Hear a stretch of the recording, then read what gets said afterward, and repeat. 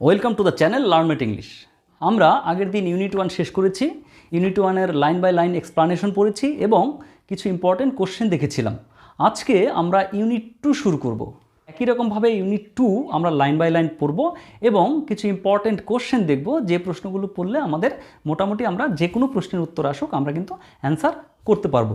তাহলে চলো শুরু করছি ইউনিট 2। তার আগে যদি এই ক্লাসটা তোমাদের ভালো লাগে, তোমাদের পছন্দ হয়, তোমাদের কাজে লাগে, তাহলে অবশ্যই তোমরা এই চ্যানেলটিকে সাবস্ক্রাইব করে রাখবে, যাতে করে আমার পরবর্তী ক্লাসগুলোর নোটিফিকেশন তোমাদের কাছে সবার প্রথমে পৌঁছে যায়। এবং বন্ধুদের সাথেও শেয়ার করতে ভুলবে না, যাতে করে তারাও এই সুযোগটা পেয়ে থাকে। তাহলে শুরু করছি আজকের class. It was lovely on the big half moon in summer. বলছে যে গ্রীষ্মকালে বিগ হাফ মুন সবসময় খুব সুন্দর দেখায়, দারুণ দেখতে হয়। When it is fine the হাওয়ার ইজ ব্লু অ্যান্ড কাম। যখন ওয়েদার ভালো থাকে, ওয়েদার সুন্দর থাকে, তখন সেই বন্দরটা হয় নীল এবং শান্ত। With little wind and ripples. সঙ্গে থাকে কি? শান্ত বাতাস অ্যান্ড রিপলস। রিপলস মানে হচ্ছে সমুদ্রের ছোট ছোট ঢেউ, অর্থাৎ the little waves of sea. Every summer we had some hobby.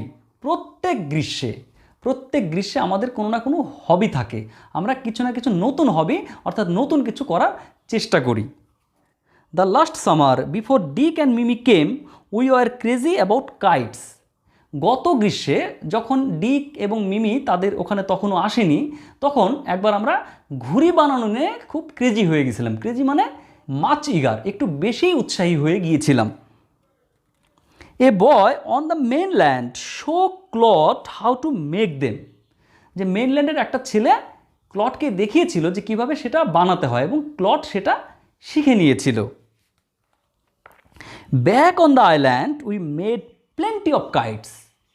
Plenty মানে এ লার্জ নাম্বার।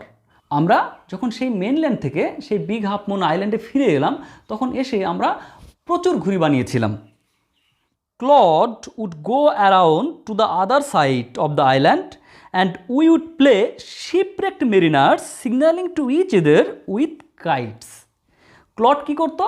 ক্লড সেই যে দ্বীপ ছিল, দ্বীপের অন্য প্রান্তে যেত এবং আমরা একটা খেলা খেলতাম। খেলাটা কি? Shipwrecked mariners signaling to each other with kites. Shipwrecked মানে হচ্ছে জাহাজ ডুবি হওয়া।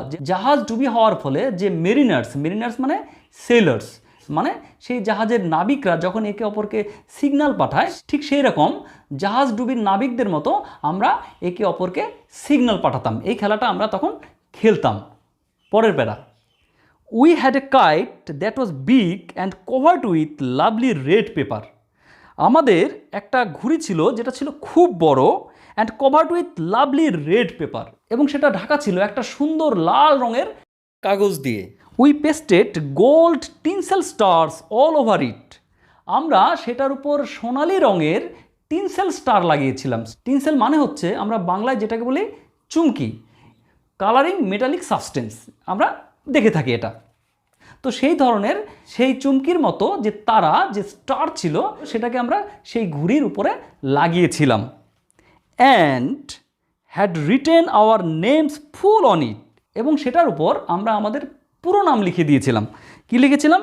Clod litti and Philippa Little, big half moon light house.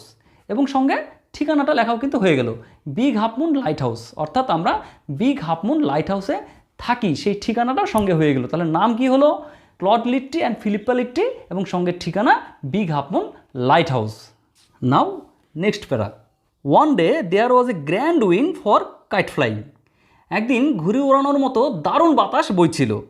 I am not sure how it happened, but as I was bringing the kite from the house I tripped and fell over the rocks. বলছে I am not sure how it happened. আমি এটা নিশ্চিত নই, আমি এটা sure নই যে এটা কীভাবে হলো।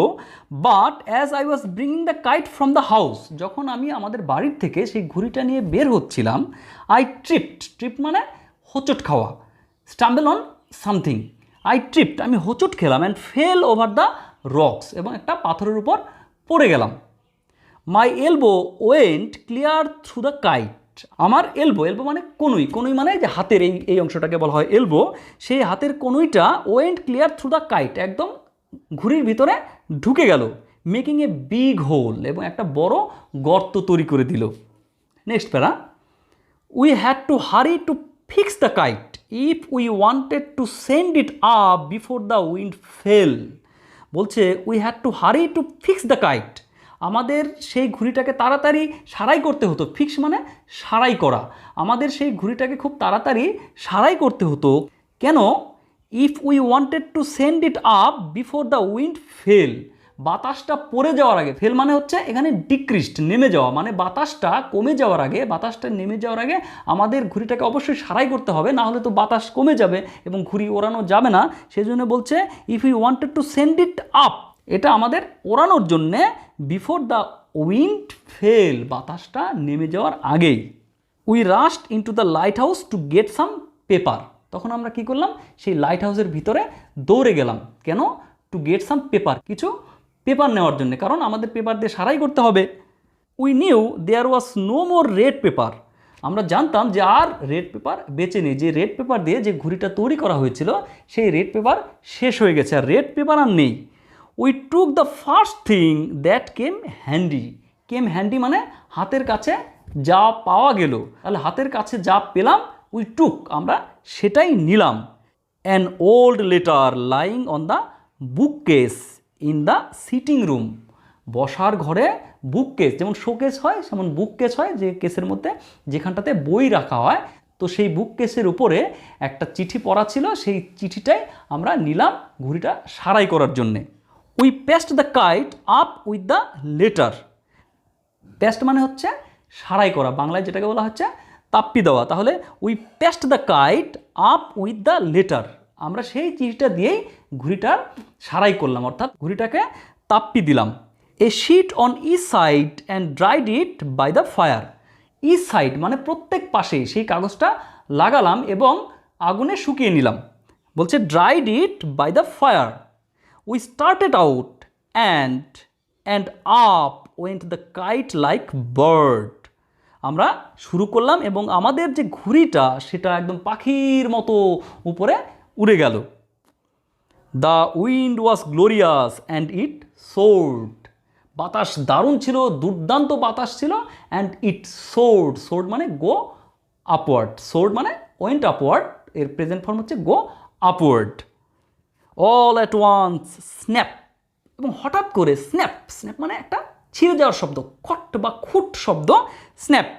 And there was Claude standing with a bit of cord in his hand, এবং সেখানে কে ছিল? ক্লড, তার হাতে কি ছিল? এক টুকরো, a bit of, bit of মানে একটা টুকরো, এক টুকরো কি ছিল? কর্ড, সুতো, যে থ্রেড যেটা দিয়ে ঘুড়িটা ওড়াচ্ছিল সেটা তার হাতে ছিল। লুকিং ফুলিশ, তোমরা অনেকেই ঘুড়ি উড়িয়েছো এবং আমরা উড়িয়েছি, যখন দেখা যায় যে ঘুড়িটা ছিঁড়ে যায় তখন তাকে ওই বোকার মতো দাঁড়িয়ে থাকা ছাড়া আর কোনো কিছু করার থাকে না। সেটাই বলছে ক্লডোস ঠিক সেই রকম ছিল, লুকিং ফুলিশ, একদম বোকার মতো সে দাঁড়িয়েছিল। Our kite had sailed away over to the mainland, আমাদের সেই ঘুড়িটা সেল মানে যাত্রা শুরু করে দেওয়া, সেল মানে যখন সমুদ্র যাত্রা করা হয় তখনও সেল বলা হয়, এখানে ঘুড়ি তার যাত্রা শুরু করে দিয়েছিল ওভার টু দ্য মেনল্যান্ড, মেনল্যান্ডের দিকে, অর্থাৎ সে ভেসে যাচ্ছিল, সেই ঘুড়িটা ভেসে যাচ্ছিল কোথায়? সেই মেইনল্যান্ডের দিকে। তাহলে আমরা ইউনিট 2 শেষ করলাম। এবার আমরা কিছু ইম্পর্টেন্ট প্রশ্ন দেখব এবং সেই ইম্পর্টেন্ট প্রশ্নগুলোর অ্যান্সার যখন আমরা জানবো তখন ইউনিট 2 থেকে যে কোনো প্রশ্ন আসুক আমরা কিন্তু অ্যান্সার করতে পারবো। তাহলে চলো কোশ্চেন অ্যান্সারগুলো দেখে নিই। First question, when does the weather remain lovely in Big half Moon? Big Half মুনে কখন ওয়েদার খুব সুন্দর থাকে, অর্থাৎ বিগ হাফ মুনে কখন আবহাওয়াটা খুব সুন্দর থাকে? In summer the weather remains lovely in Big half Moon, গ্রীষ্মকালে ওয়েদারটা অর্থাৎ আবহাওয়াটা খুব সুন্দর থাকে। How did Claude learn to make kite? Claude কীভাবে ঘুড়ি বানানো শিখেছিল?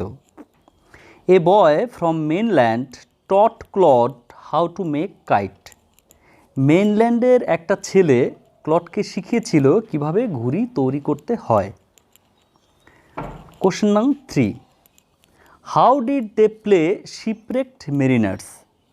তারা কিভাবে জাহাজ ডুবির নাবিক খেলতো?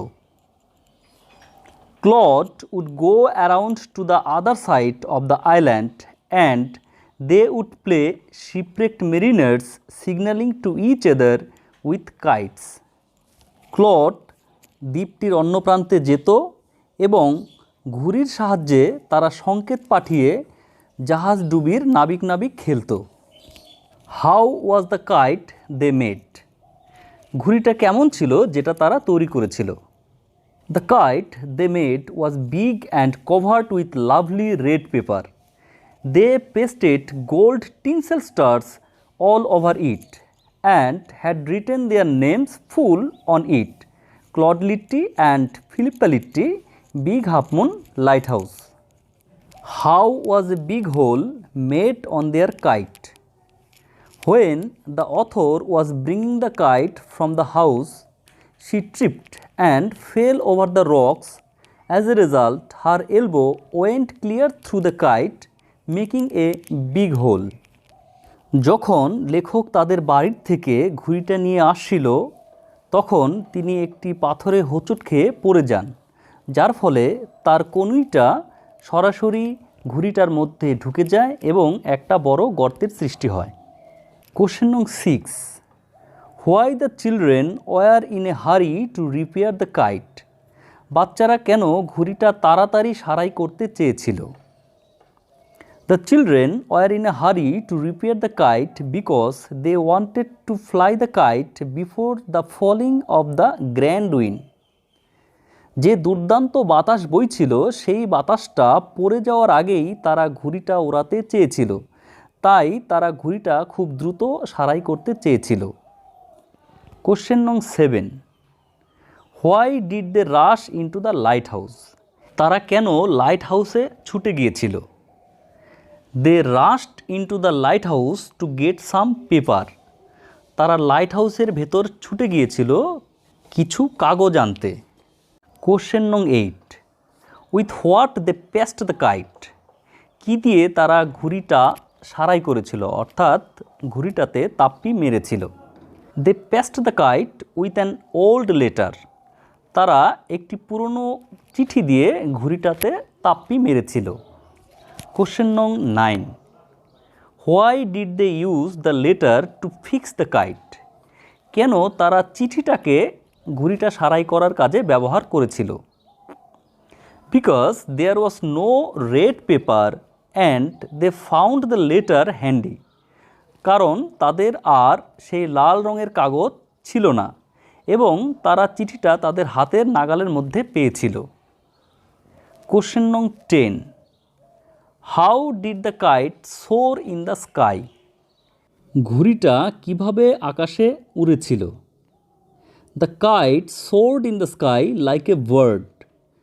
ঘুড়িটা আকাশে উড়ে গিয়েছিল একটা পাখির মতো। কোশ্চেন নং 11, why was Claude standing like a fool? Claude কেন একটা বোকার মতো দাঁড়িয়েছিল?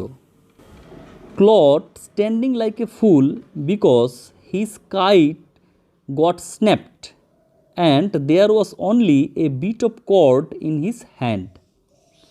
কারণ তার ঘুড়িটি ছিঁড়ে গিয়েছিল এবং তার হাতে শুধুমাত্র এক টুকরো সুতো পড়েছিল। কোশ্চেন নং 12, where did their kite sail away? তাদের ঘুড়িটি কোথায় উড়ে গিয়েছিল? Their kite sail away over to the mainland. তাদের ঘুড়িটি সেই মূল ভূখণ্ডের দিকে উড়ে গিয়েছিল।